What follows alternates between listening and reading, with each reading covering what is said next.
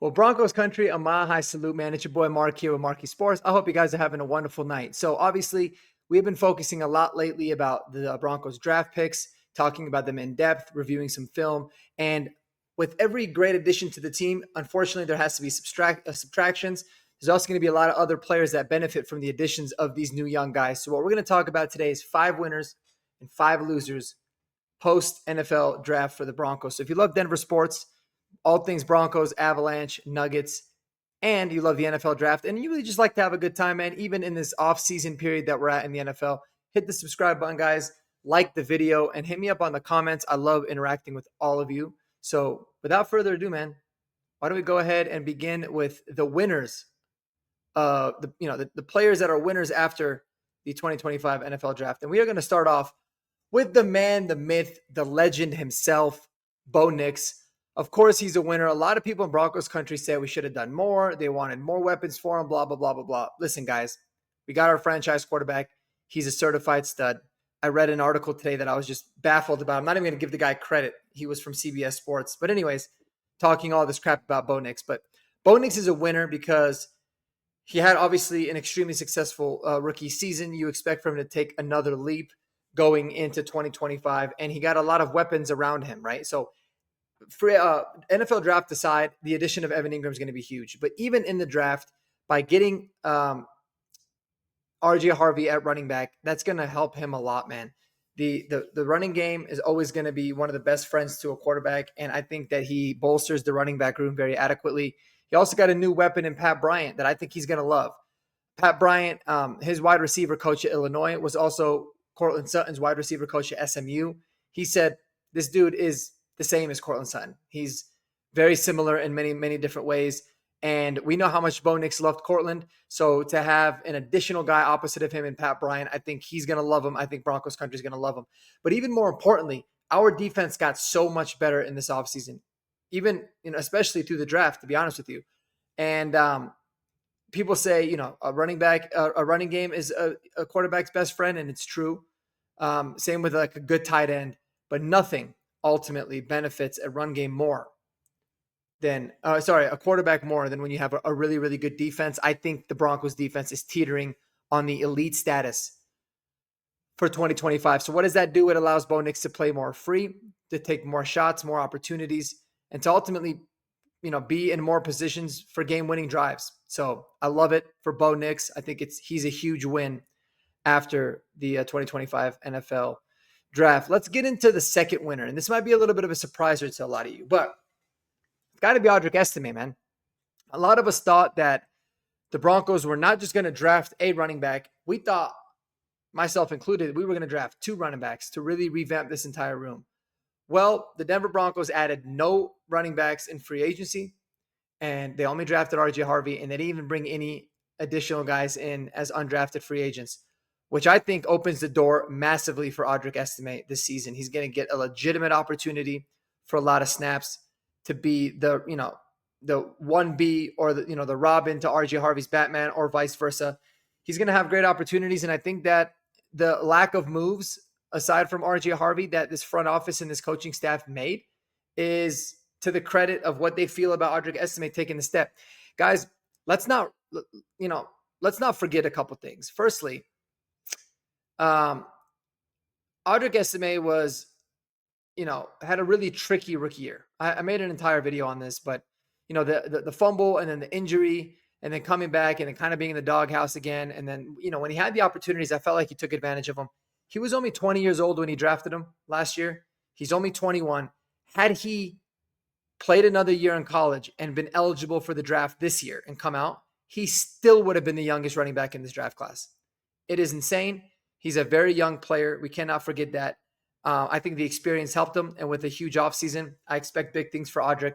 But he's going to have a legit opportunity, man, in a lot of different ways to be the third down back, to be somebody that gets a lot of carries on first and second down as well. So Audric Estime, I thought, was a true winner after the NFL draft, no doubt about it. Another winner for me, man, is Frank Crum, the guy that's kind of was forgotten, right? Undrafted free agent last year out of Wyoming. All the talent in the world. Struggled quite a bit in the preseason, specifically in pass pro. But by all accounts and by all reports, he is an absolute behemoth, a beast in the run game, extremely raw, but got a ton of traits. The Broncos obviously loved him so much that they didn't even want to risk stashing him on practice squad. They kept him on the 53 the entire season. I think it's going to be it was a huge redshirt year for him. This offseason is going to be massive for somebody like Frank Crum, and he's going to have a legitimate opportunity to earn the swing tackle role this year. And I think, he's really going to compete with Matt Pert. And I think eventually the plan is for him to be a starter at either right or left tackle for this team.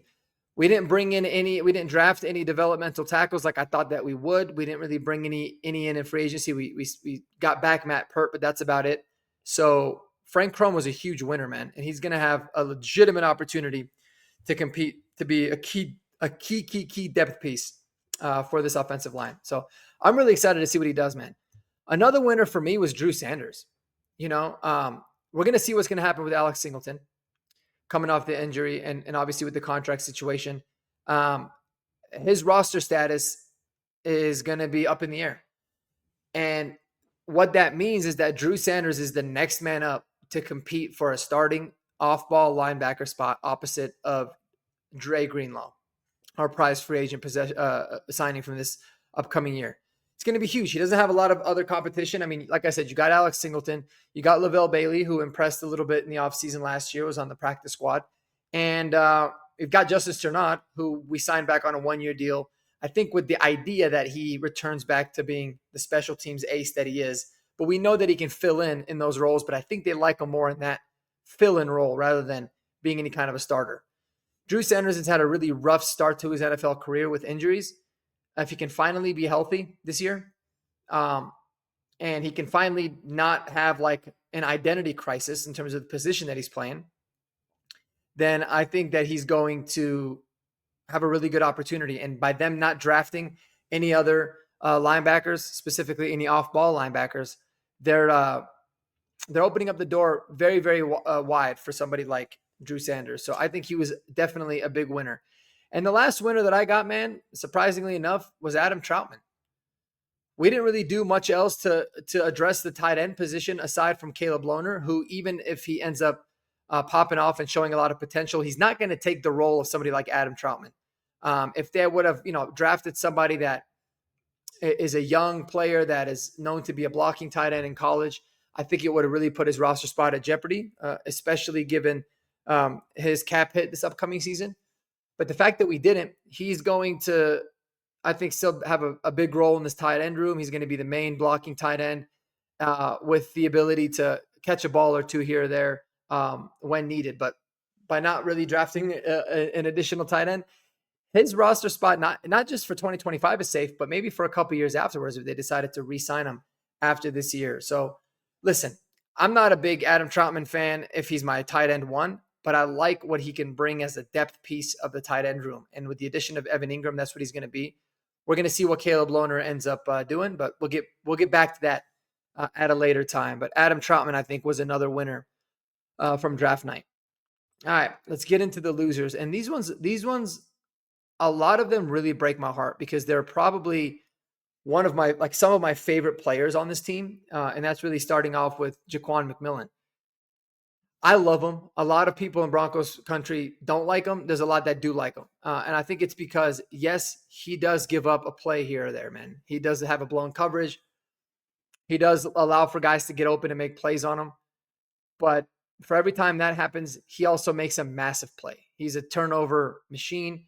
He's somebody that brings a lot of energy, a lot of firepower. I think he's definitely, without a doubt, going to be on the team. He'll make the 53, no doubt. He's just way too valuable of a depth piece. But with the addition and the drafting of Jahdae Barron in the first round, I think the plan for him is to come in and compete specifically at nickel because that's where Jahdae Barron really thrives and fits the most.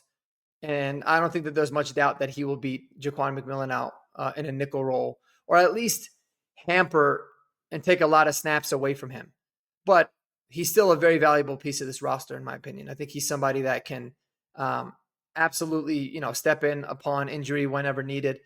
The biggest issue with Jaquan McMillan is he is strictly a slot corner. The nice thing about Jahdae Barron is that he can play everywhere. He can play safety. He can play off-ball linebacker in certain packages if you need him to. He can obviously play nickel, and he can play outside. So we'll see. It could ultimately affect Riley Moss more, but I think Jaquan McMillan is somebody that, the amount of snaps that he's going to be getting this upcoming season compared to last year is going to be quite a bit less, in my opinion. Another guy, one of my favorite guys on this team as well, is Jaleel McLaughlin, man. I think he was a loser. The reason that Audric Estime, another running back, is a winner and Jaleel is a loser is because obviously RJ Harvey is brought in with the vision and the idea that he's going to replace the Jaleel McLaughlin role at minimum in terms of being the change of pace guy, the guy that can beat you out of the backfield. That's going to be a good complement to another more powerful runner. RJ Harvey is more dynamic. He's quicker. He definitely has a lot more power. And he can do all the things that Jaleel McLaughlin can do, but he can do them better, and he can also do more. So I think it really hinders him. And if Jaleel doesn't play and contribute on special teams, I think his status on this roster is going to be very, very much in jeopardy, especially if somebody like Blake Watson really seems to take that next step this upcoming season, which I think he will from a developmental standpoint. Can he play teams? Jaleel seems like the kind of guy with the work ethic that you hear about. He can play anywhere, man. He plays anywhere you tell him to play, and that I can always appreciate and I love about him. So that, it breaks my heart, but I really think that he was one of the losers coming out of draft night. Another loser for me, man, is Devon Vele, and this might be a surprise to some. Well, I'll tell you guys something. Devon Vele is a really solid player, man. He was a great story last year. I thought, he showed a lot of flashes, and I don't think his roster spot is necessarily up for jeopardy, is in jeopardy. But the addition and the drafting of Pat Bryant, the fact that this is somebody that is handpicked by Sean Payton. Sean Payton took him with a premium draft pick in the 3rd round. He took him when a lot of other people thought he might have taken him a little bit too early, which shows, even though I don't think it was too early, but that shows that he really loves him. He really saw a lot of traits. And he's going to probably take more from Devon Vele than from Troy Franklin because Pat Bryant's going to play a similar position to what the coaching staff had for Devon Vele. I think he's going to be relegated to more of a depth role, somebody that can fill in case of injury for Sutton, fill in case of injury for Pat Bryant. And then, in certain packages, obviously, for what Troy Franklin does. But Troy Franklin's going to be more of that take the top off the defense, kind of beat you deep guy. And he's still going to have certain packages just based off of the skill set and the kind of speed that he's got. And Devon Vele was someone that, was actually a pretty good blocker at times. He wasn't really asked to do it, but he was projected coming out of the draft to be a pretty decent blocker given his size.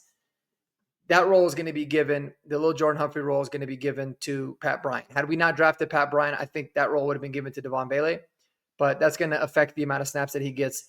So that is why I deem him to be one of the losers of draft night. Another one is going to be John Franklin Myers. If we didn't already know before, you know now. Savion Jones being someone we traded up for at the back end of the 3rd round to get. He was listed as an edge. He's going to play the same defensive line, DN position that John Franklin Myers did. He was already kind of teetering in terms of where his status for the team was beyond this year, right? So I don't think he's going to be affected very much for 2025, but it's going to be, I consider him a loser because, contract negotiations are probably not going to go very well. They might not even really have him. They might just make him play on the final year of his contract before ultimately moving on from him next year as they've got his future replacement. And they're going to be grooming Savion Jones. And Savion Jones is going to be a part of the rotation, just like you'd expect for him to this year. But ultimately, I think it doesn't bode very well for John Franklin Myers' future here with the Broncos. Look at him as potentially being a trade candidate, whether it be before the season, if Savion Jones really pops, or before the trade deadline. So we can, look to get something in return for him rather than just kind of letting him walk. But I do think that it affected John Franklin Myers quite a bit after adding Savion Jones. And the last guy that I got, and shout out to David Talks Broncos. He actually made a video about this specifically earlier, but I think it's Lucas Kroll, man. I think Lucas Kroll, before the drafting of Caleb Lohner, I think his roster spot on this team was pretty safe because he still has some developmental traits. He's just got to, be smarter as a player. That's a lot of the things that you hear is he made a lot of boneheaded kind of mental mistakes. But he really doesn't have the ability to block. He was viewed to be the guy that was going to be a receiving threat for this team and someone that I was actually really high on, but it just never really materialized this last year. And even though Caleb Lohner is extremely raw, I think he's going to be a long shot to be a very impactful player for the Broncos this year. It does affect Lucas Kroll because it's not like he was a really good blocker. You could elevate Nate Atkins to be more of the blocking tight end role in packages where you need it. I think Nate Atkins is better at that. I think he provides a lot more versatility than Lucas Kroll.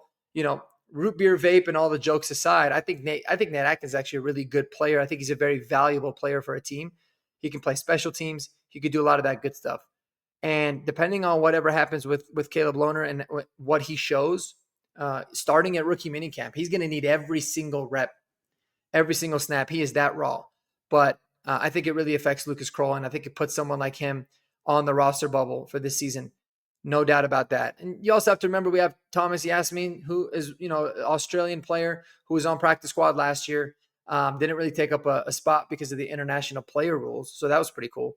But there was some rumblings that they were pretty impressed with him and his development.